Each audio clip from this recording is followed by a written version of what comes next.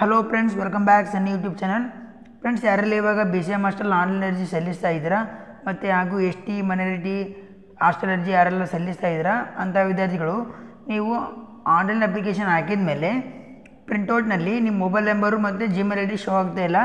ಅದಕ್ಕೆ ಭಾಳಷ್ಟು ಜನ ಸ್ಟೂಡೆಂಟ್ಸು ಕಮೆಂಟ್ ಮಾಡ್ತಾಯಿದ್ರಿ, ಏನಾದರೂ ಪ್ರಾಬ್ಲಮ್ ಆಗುತ್ತಾ, ನಮ್ಮ ಅಪ್ಲಿಕೇಶನ್ ರಿಜೆಕ್ಟ್ ಆಗುತ್ತಾ ಅಂತ ಭಾಳಷ್ಟು ಜನ ಕಮೆಂಟ್ ಹಾಕಿದ್ರಿ. ಅದಕ್ಕೆ ನಿಮಗೆ ಈ ವಿಡಿಯೋ ಮುಖಾಂತರ ತಿಳಿಸ್ಕೊಡ್ತೀನಿ.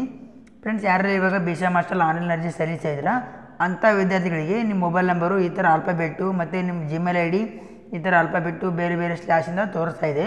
ಇದು ಯಾಕೆ ಈ ಥರ ತೋರಿಸ್ತಾ ಇದೆ ಅಂದರೆ, ಇದು ಮೊಬೈಲ್ ನಂಬರು ಮತ್ತು ನಿಮ್ಮ ಜಿಮೇಲ್ ID ನಿಮ್ಮದು ಪರ್ಸ್ನಲ್ ಆಗಿರುತ್ತೆ, ನಿಮ್ಮದು ಪರ್ಸ್ನಲ್ ಇನ್ಫಾರ್ಮೇಷನ್ ಆಗಿರುತ್ತೆ ಮತ್ತು ಅದು ಪ್ರೈವೇಸಿ ಆಗಿರುತ್ತೆ.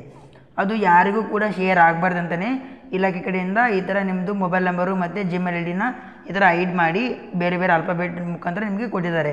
ನಿಮ್ಮ ಮೊಬೈಲ್ ನಂಬರು ನಿಮ್ಮ ಜಿಮೇಲ್ ID ಡಿಪಾರ್ಟ್ಮೆಂಟ್ ಅವ್ರಿಗೆ ಶೋ ಆಗುತ್ತೆ, ಅವ್ರಿಗೆ ಬಿಟ್ಟರೆ ಮತ್ತೆ ನಿಮ್ಗೆ ಶೋ ಆಗೋಲ್ಲ. ಅವ್ರಿಗೆ ನೀವು ಅಪ್ಲಿಕೇಶನ್ ಹಾಕಬೇಕಾದ್ರೆ ನೀವು ಯಾವ ನಂಬರ್ ಕೊಟ್ಟಿದ್ದೀರಾ, ಯಾವ ಜಿಮೇಲ್ ID ಕೊಟ್ಟಿದ್ದೀರಾ ಅಂತ ಎಲ್ಲ ಕಂಪ್ಲೀಟಾಗಿ ಅವ್ರಿಗೆ ಶೋ ಆಗುತ್ತೆ. ನಿಮಗೆ ಪ್ರಿಂಟೌಟ್ ತಗೋಬೇಕಾದ್ರೆ ನಿಮಗೆ ಈ ಥರ ತೋರಿಸುತ್ತೆ. ಈ ಥರ ಬಂದರೆ ಏನೂ ಪ್ರಾಬ್ಲಮ್ ಆಗೋಲ್ಲ. ನಿಮ್ಮ ಮೊಬೈಲ್ ನಂಬರು ನಿಮ್ಮ ಜಿಮೇಲ್ ID ಇಲಾಖೆಯವ್ರಿಗೆ ಶೋ ಆಗುತ್ತೆ, ಬಟ್ ನಿಮ್ಗೆ ಶೋ ಆಗೋಲ್ಲ. ನಿಮ್ಮ ಅಪ್ಲಿಕೇಶನ್ ಕೂಡ ರಿಜೆಕ್ಟ್ ಆಗೋಲ್ಲ, ನಿಮ್ಮ ಅಪ್ಲಿಕೇಶನ್ ಸಬ್ಮಿಟ್ ಆಗಿರುತ್ತೆ. ಇದ್ರ ಬಗ್ಗೆ ನೀವು ಏನೂ ಟೆನ್ಷನ್ ತೊಗೊಳಕ್ಕೆ ಹೋಗಬೇಡಿ. ನಿಮ್ಮ ಎಲ್ಲ ಮಾಹಿತಿನ ಕರೆಕ್ಟಾಗಿ ಹಾಕಿ ನೀವು ಅಪ್ಲಿಕೇಶನ್ನ ಸಬ್ಮಿಟ್ ಮಾಡಿ. ಓಕೆ ಫ್ರೆಂಡ್ಸ್, ಈ ವಿಡಿಯೋ ನಿಮಗೆ ಯೂಸ್ಫುಲ್ ಆಗಿದೆ ಅಂದ್ಕೊಂಡಿದ್ದೀನಿ. ಈ ವಿಡಿಯೋ ಇಷ್ಟ ಆದರೂ ಒಂದು ಲೈಕ್ ಮಾಡಿ, ಶೇರ್ ಮಾಡಿ, ಸಬ್ಸ್ಕ್ರೈಬ್ ಮಾಡಿ.